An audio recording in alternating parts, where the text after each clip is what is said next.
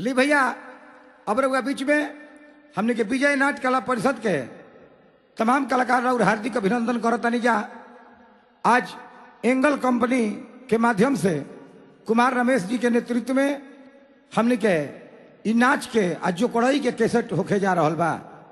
एक कैसेट में हमरा पार्टी के कलाकार भोजपुरी चैंपियन जोकर भुवर राम जी के साथ में हम बुलावतनी। अब हम वो कलाकार के आमंत्रित करतनी मंच पर जेकरा कला पर खुश होके माननीय रेल मंत्री श्री लालू प्रसाद जी उनका के रेलवे में ड्राइवर के पद पर नौकरी दिले बानी। तली मंच पर हम बुलावतनी श्रवण कुमार रेल ड्राइवर पूर्व मध्य रेलवे धनबाद डिवीजन। वाह भाई।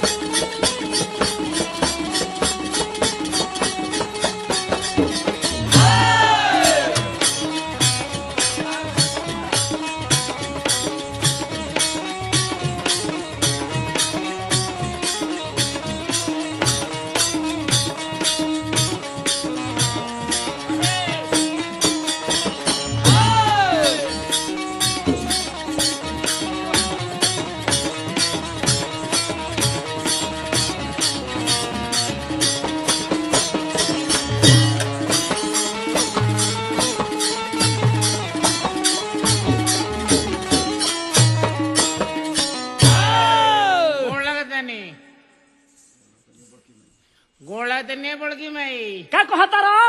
गोड़ लगते नहीं ए बाबुआ का अरे हम तहर बड़की मई नानू लगब तो का लगबू ए का अरे हम तहर लगब नाता में मौसी। ये जे हमर मौगी आइल बिया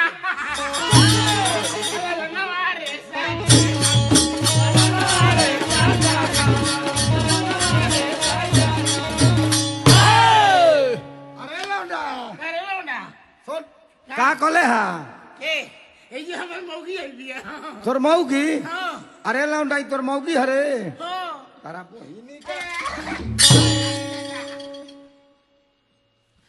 का अरे ई तोर नाता में मौसी लागी। तोरा माई के छोट बहिन तोर मौसी। अरे साला आ चिन्हलिस न जनलिस आ फान के मौसिए पर चढ़ गइली। हमें देखले रही न चिन्हले रही यही से फान के मौसी पर चढ़ गई। जा बेर तोर बाबू तोरा के मुअली के मारी मरी है। अरे बाबू से चढ़ गए तो बाबू बांध के मारे लगे। अरे साला मौसिया के मनाओ मौसिया के। अबे दादी तो हमारे से कोहे की चाहिए ए बाबुआ का अरे का मौसी मौसी कहले बड़ो? मौसी के परचा चढ़ के मौसी के डांड तोड़ देला ना।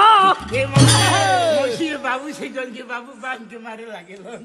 हां ए बाबुआ का हम तहरा बाबू से ना कहब। नानू ए बाबुआ क्या? देखा तू हमरा के कहां से चिन्हबो?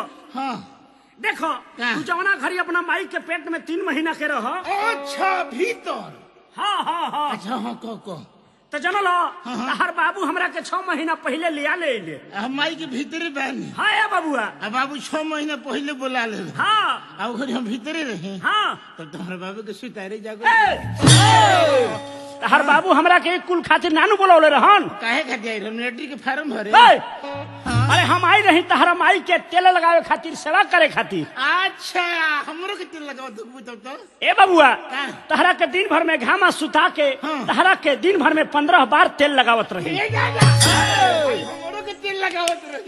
अबे मौसी का बाबूआ? तेल हमरो के लगावत रहू ए बाबूआ पूरा गतरे गतर तेल लगावत रही। सगोरी हाँ सगोरू हाँ हमरे ननियो में ई कुल नानू कहे के लइका नु बाड़ो है अभी तो हाथी चुकी बानी है मारे लगब।